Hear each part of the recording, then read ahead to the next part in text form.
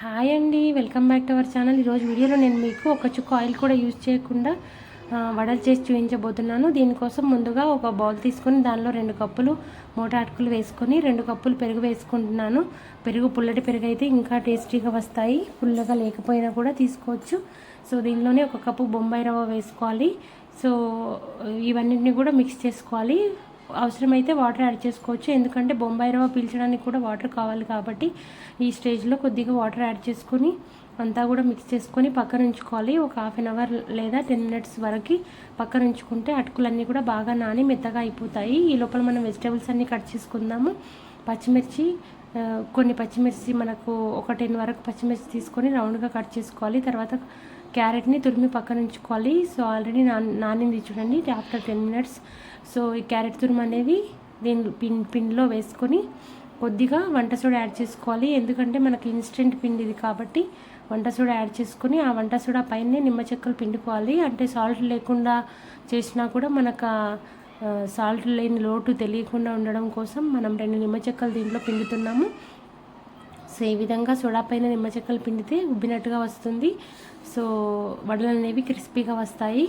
So ఈ విధంగా పిండుకున్న తర్వాత మొత్తం అంతా కూడా మిక్స్ చేసుకొని పక్కన ఉంచుకొని మనం పోపు రెడీ చేసుకోవాలి. సో పోపు రెడీ చేసుకోవడం కోసం కూడా మనం ఆయిల్ యూస్ చేయట్లేదు, కేవలం నెయ్యి మాత్రమే యూస్ చేస్తున్నాము. సో జీరో ఆయిల్ కాబట్టి తప్పకుండా ట్రై చేయండి. ఈ స్టేజ్లో కొద్దిగా సాల్ట్ ఒకవేళ if you are interested add చేసుకోవచ్చు, లేదంటే అవసరం లేదు. సో పోపు కోసం మీగడ కానీ, పోపులో ఆయిల్ అనేది అసలు యూజ్ చేయట్లేదు, నెయ్యి కానీ మీగడ కానీ యూజ్ చేసుకోవచ్చు. సో టిఫిన్ అనగానే మనం డీప్ ఫ్రై గుర్తొస్తుంది. ఈ విధంగా డీప్ ఫ్రై లేకుండా టిఫిన్ తిన్న ఫీలింగ్, వడలు తిన్న ఫీలింగ్ కలగాలంటే మనం ఈ విధంగా ట్రై చేసుకోవచ్చు డిఫరెంట్గా. సో నేను నెయ్యి యాడ్ చేస్తున్నాను. మీగడ కంటే నెయ్యి టేస్ట్ అనేది వడలకి కమ్మదనం వస్తుంది. సో దీనిలోనే పోపు దినుసులన్నీ యాడ్ చేసుకోవాలి. ఆవాలు, జీలకర్ర, రౌండ్గా కట్ చేసి పెట్టుకున్న పచ్చిమిరపకాయలు, కరివేపాకు, ఇవన్నీ కూడా పోపులో యాడ్ చేసుకుని బాగా వేగిన తర్వాత మనము వీటన్నిటిని కూడా పిండిలో యాడ్ చేసుకుంటాము. సో ఆయిల్ యూస్ చేయకుండా వడలు చేస్తున్నాం కాబట్టి హెల్త్కి చాలా మంచివి. ఎస్పెషల్గా మనం క్యారెట్ ఎక్కువ యూస్ చేస్తున్నాం కాబట్టి మన కంటి చూపుకి, మన హెయిర్ గ్రోత్కి చాలా మంచిది. సో తప్పకుండా ట్రై చేయండి. ఈ విధంగా డిఫరెంట్ రెసిపీస్ మీకు కావాలంటే మన ఛానల్ని రెగ్యులర్గా ఫాలో అవ్వండి. సో సబ్స్క్రైబ్ చేసుకోకుండా చూసేవాళ్ళు సబ్స్క్రైబ్ చేసుకోండి. సో చూడండి, ఈ విధంగా కాస్త వేగిన తర్వాత ఈ స్టేజ్లో కరివేపాకు కట్ చేసుకొని వేసుకోవాలి. అదేవిధంగా పచ్చిమిర్చి రౌండ్గా కట్ చేసుకున్నాం కదా ఇందాక, వాటిని కూడా వేసుకొని కాస్త ఫ్రై అవ్వనివ్వాలి. ఫ్రై అయిన తర్వాత మనం స్టవ్ ఆఫ్ చేసుకోవచ్చు.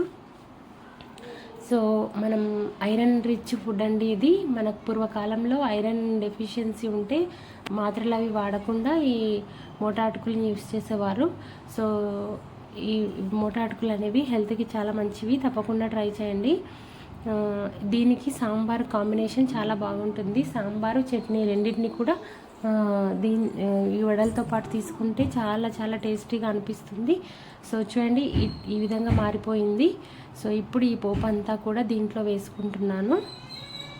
వేసుకున్న తర్వాత మనం ఈలోపు స్టవ్ పైన ఒక పెద్ద గిన్నె పెట్టుకొని మన దగ్గర ఏదైనా హోల్స్ గిన్నె ఉంటే కనుక దానికి సరిపోయేటట్టు కింది గిన్నెని తీసుకొని దానిలో వాటర్ వేడి చేసి పెట్టుకోవాలి.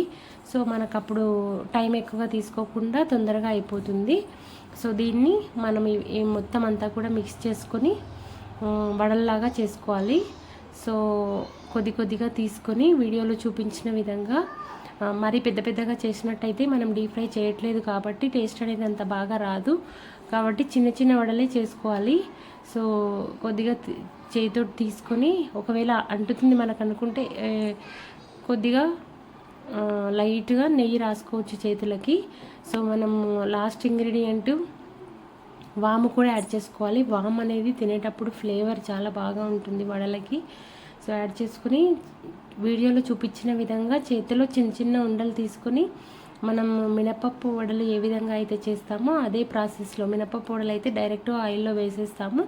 సో ఇది చేసి వడలన్నీ చేసి పక్కన ఉంచుకొని, సో మనం